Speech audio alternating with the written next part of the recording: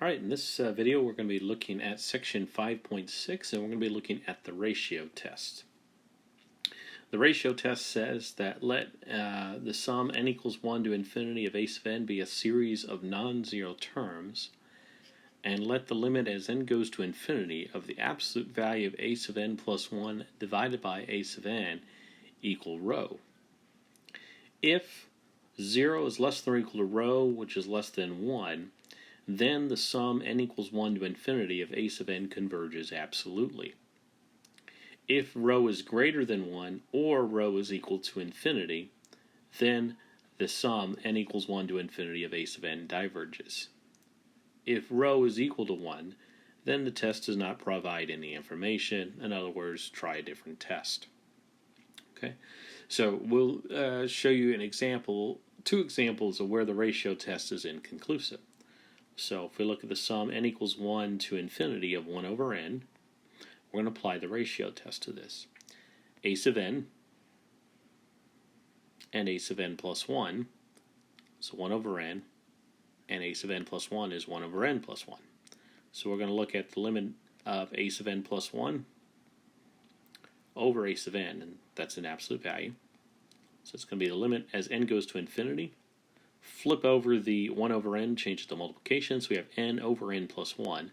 That limit is equal to 1. So, the ratio test is inconclusive. So we got to do a different test. Well, we know that this is a p-series, and this is a divergent p-series. Specifically, p is equal to 1, and that's less than or equal to 1, and that's the condition for divergence of a p-series. If we look at the sum n equals 1 to infinity of 1 over n squared, this is another p-series. A sub n is 1 over n squared. A sub n plus 1 is 1 over n plus 1 quantity squared. When we look at the limit as n goes to infinity of the absolute value of a sub n plus 1 divided by a sub n, it's going to be equal to the limit as n goes to infinity of n squared over n squared plus 2n plus 1. That limit is also 1. And thus the ratio test is inconclusive.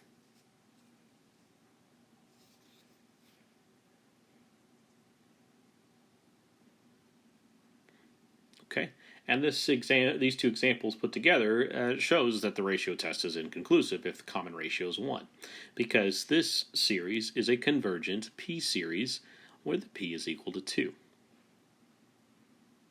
And the 2 is greater than 1, and that's the condition for convergence of p-series. So, if your limit of your ratio is 1, that's inconclusive. It could either diverge like 1 over n, or it could converge like 1 over n squared. So you got to use a different test. In fact, the ratio test is not going to work on any p-series. Where the ratio test really shines is dealing with series that have some sort of factorials. It does pretty good with exponential functions as well. So we're going to look at a couple examples of applying the ratio test. So we're going to look at the sum n equals 1 to infinity of 2 to the n over n factorial. And we're just going to kind of break it up. We're going to write what a sub n is, and we're going to write what a sub n plus 1 is.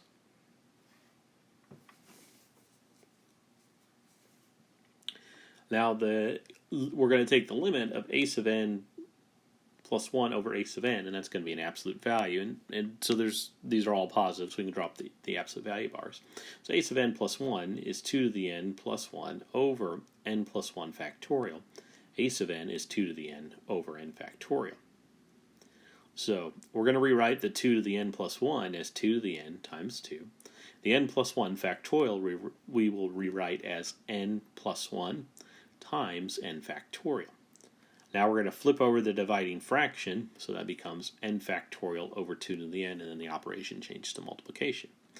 Now using cross-canceling, the 2 to the n's absorb and the n factorials absorb, and so we're left simply with 2 over n plus 1.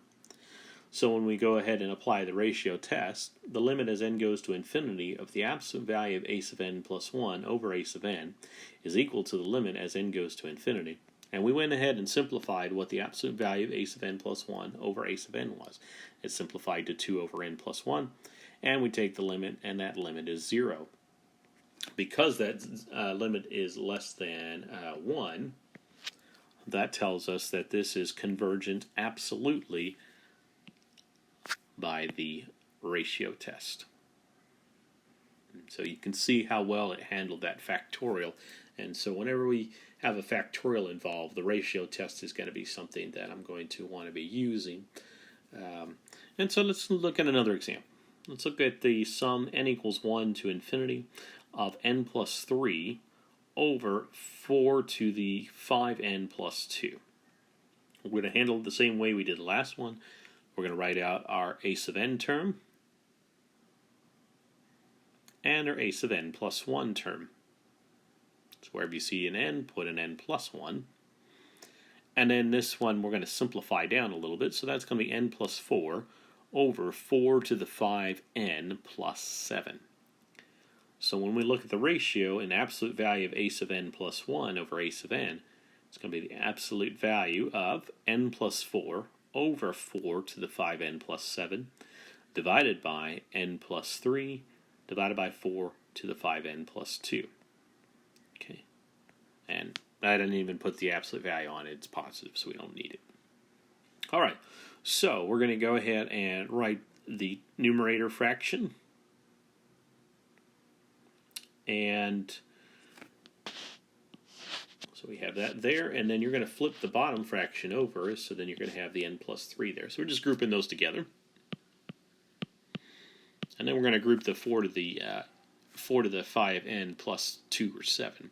Okay, so the 4 to the 5n plus 2 will be in the numerator, and 4 to the 5n plus 7 will be in the denominator. We'll go ahead and simplify, and so we have n plus 4 over n plus 3, and then times 1 over 4 to the 5th. So that's now simplified, and now we'll go ahead and take the limit of that. So the ratio test calls for the limit as n goes to infinity of the absolute value of a sub n plus 1 over a sub n, which is equal to the limit as n goes to infinity of n plus 4 over n plus 3 times 1 over 4 to the 5th power. The limit as n goes to infinity of n plus 4 over n plus 3, that's going to go to 1 times the 1 over 4 to the 5th, and so that limit is going to be 1 over 4 to the 5th. And that's certainly less than 1, and so that is going to tell us that this is convergent absolutely by the ratio test.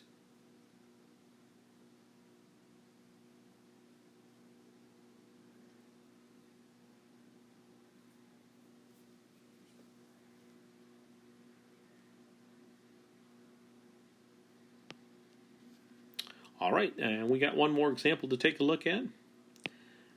Example number 5. We're going to look at the sum n equals 1 to infinity of n factorial squared divided by 2n factorial. So handled the same way as the previous one. A sub n is equal to n factorial squared over 2n factorial. A sub n plus 1 is equal to n plus 1 factorial squared divided by 2 times n plus 1 and then factorial. So now we're going to look at the absolute value of the common ratio of a sub n plus 1 over a sub n, which is going to be equal to n plus 1 factorial squared divided by, I'm going to go ahead and distribute 2n plus 2 factorial divided by n factorial squared and then 2n factorial. We're going to rewrite the n plus 1 factorial squared as n plus 1 squared times n factorial squared, and the 2n plus 2 factorial as 2n plus 2 times 2n plus 1 times 2n factorial times, and then we're going to take the reciprocal of the dividing fraction, which will be 2n factorial over n factorial squared, and then we change the operation in the multiplication. The n factorial squares will absorb, and so will the 2n factorials. So we'll be left with n plus 1 factorial squared. The 2n plus 2 we can factor out at 2, and that becomes 2 times the quantity n plus 1. And then we still have a 2n plus 1 left over. Now we can absorb a factor of n plus 1, and so we have n plus 1 divided by, distribute the 2 to the 2n plus 1, and we have 4n plus 2. Now we can apply the ratio test. The limit as n goes to infinity of the absolute value of a sub n plus 1 over a sub n is equal to the limit as n goes to infinity of n plus 1 over 4n plus 2. That's going to be equal to 1/4, and that is less than 1. Because the limit there is less than 1, this is going to converge absolutely by the ratio test. Had it been 4, then we'd have divergence by the ratio test. Okay, so that'll be it for this video. In the next video, we'll look at the root test, a couple examples of applying the root test. I would say that the ratio test is used quite extensively in the next chapter. Okay, we'll see you next time.